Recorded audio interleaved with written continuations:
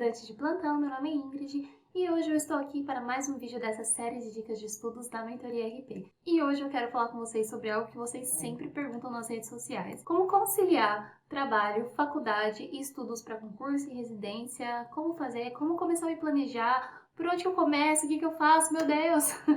Calma galera, vai dar tudo certo. Eu vou contar para vocês um pouquinho da minha experiência, o que eu fiz, mas antes, como sempre, eu quero pedir para você compartilhe esse vídeo com seus amigos, chama mais gente para esse nosso grupo de estudos, deixa o like, comenta bastante, compartilha comigo as suas experiências, deixa sugestões também e vamos interagir, gente, vamos interagir. Primeiro passo, encare a sua realidade. No meu vídeo de apresentação eu até conversei um pouquinho com vocês sobre minha rotina. Desde os meus 16 anos eu sempre trabalhei. Quando eu entrei na graduação, eu já estava trabalhando, então eu trabalhava e do serviço eu ia direto para a faculdade e chegava em casa super tarde. Então eu mal conseguia ver os meus pais, eu os via mais no final de semana mesmo, porque eu saía muito cedo e chegava muito tarde, então eu chegava em casa exausta.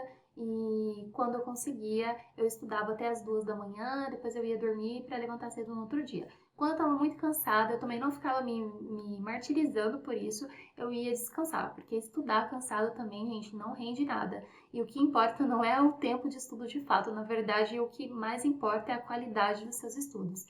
Então, o que eu fazia? Eu peguei uma planilha, coloquei a minha rotina, vi ali as horas líquidas que sobravam no meu dia, as horas que eu conseguiria aproveitar para poder estudar. Na maioria das vezes eu estudava quando eu chegava do serviço, estudava no ponto de ônibus, dentro do ônibus. Eu sempre gostei de ler, estava vendo uma videoaula, estava respondendo uma questão. Depois do almoço, no intervalo no serviço, nos intervalos ali na faculdade. Então, nunca foi um empecilho para mim, eu sempre consegui me dedicar. Eu não tinha muito tempo, mas o tempo que eu tinha disponível, eu soube aproveitar da melhor maneira. Meu Deus, aqui tá um calor lascado, Jesus amado. Tá tudo fechado aqui, né? Porque eu moro em condomínio, gente, então faz muito barulho. Então eu fecho tudo, o ar desligado pra não fazer barulho. Então aqui eu quero gravar logo, passar logo essas dicas pra vocês, porque eu tô cozinhando aqui dentro. Mas enfim, encare a sua realidade.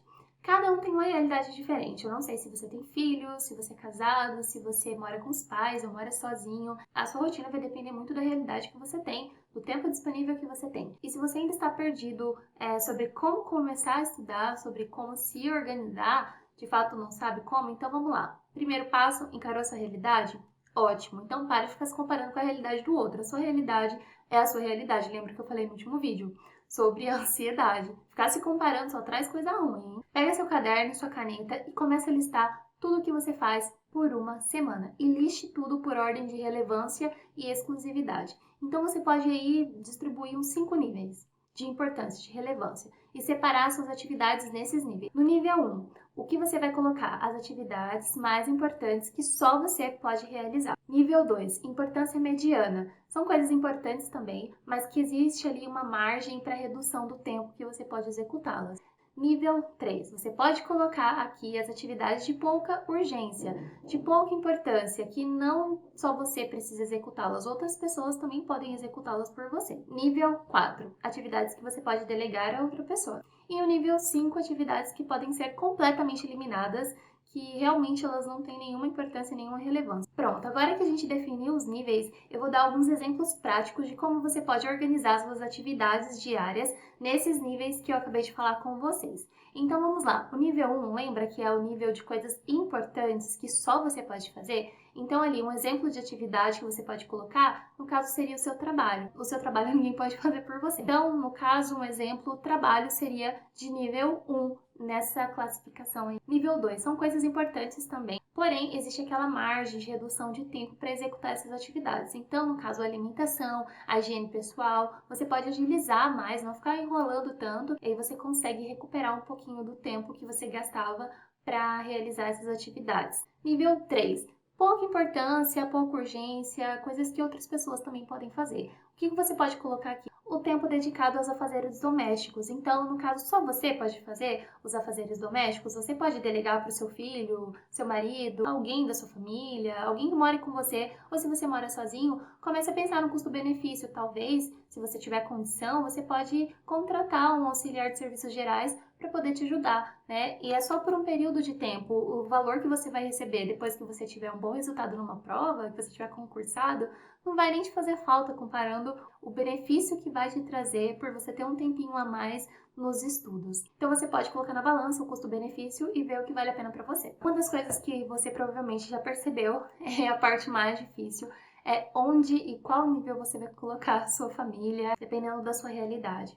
É complicado porque quando você está correndo atrás de um objetivo, você vai precisar abrir mão de certas coisas. É claro que tudo com equilíbrio, com ordem, com decência, mas é interessante e é importante que você explique para as pessoas que te amam, que estão ali ao seu redor, a importância do apoio delas nessa caminhada. Então, vai ter que dedicar um pouco mais de tempo na parte dos estudos, vai ser por um determinado período de tempo, aquilo não vai ser para sempre. Peça o apoio das pessoas, explique a importância do seu sonho, do seu objetivo e tente conciliar isso da melhor maneira possível. Você também precisa tirar um tempo para descansar, para ter esse momento de lazer. Beleza, agora que você organizou a sua rotina, você também precisa focar no que você vai estudar e como você vai se organizar para estudar isso. Eu aconselho que vocês não fiquem esperando pelo edital para começar a estudar. Então, já comece a pesquisar quais são e a quantidade de matérias previstas para aquele concurso, para aquela prova, para aquela residência. Já comece a se organizar, já comece a estudar aqueles conteúdos que você sabe que são cobrados e comece a se organizar antes do edital. Isso vai te poupar muito tempo, poupar de muito estresse, ansiedade e você vai se sentir até mais preparado, mas vai ter mais tempo para poder estudar com tranquilidade também os conteúdos que você precisa de fato estudar. Uma dica muito importante que você precisa se atentar é como identificar os rouba-tempo. No caso, é interessante que você cronometre, né, a sua rotina de estudos, a fim de obter as horas líquidas que você realmente estudou, que você aproveitou aquele conteúdo. A qualidade dos estudos é fundamental, porém é importante que você tenha ali um controle do seu tempo de estudos, do seu desempenho e saber de fato o que tem te atrapalhado, quais são as distrações que tem te tirado do foco do seu objetivo. Então você pode, através de aplicativos de estudos, tem um aplicativo que se chama Aprovado, inclusive eu já indiquei ele nas redes sociais. Se você não conhece, vale a pena baixar, você vai cronometrar o seu tempo de estudos, vai ficar um histórico, você vai ver o seu desempenho e é bem legal. Então, as horas líquidas de estudo são as horas realmente que você ficou ali estudando. Enquanto se você levantar para beber um copo d'água, pausa. Vai beber água, quando voltar, tira a pausa. Se você levantar para fazer alguma coisa ou dispersar a sua atenção, pausa. As horas líquidas que você tem são as horas que você realmente estudou. Agora você deixa lá o seu cronômetro ligado e enquanto isso você vai beber água, vai fazer um chá, vai fazer um café e o cronômetro tá lá. Aí você volta, terminou de estudar, aí você viu, nossa, estudei 3 horas, mas na verdade só estudou 1h30, porque metade do tempo você ficou fazendo outra coisa.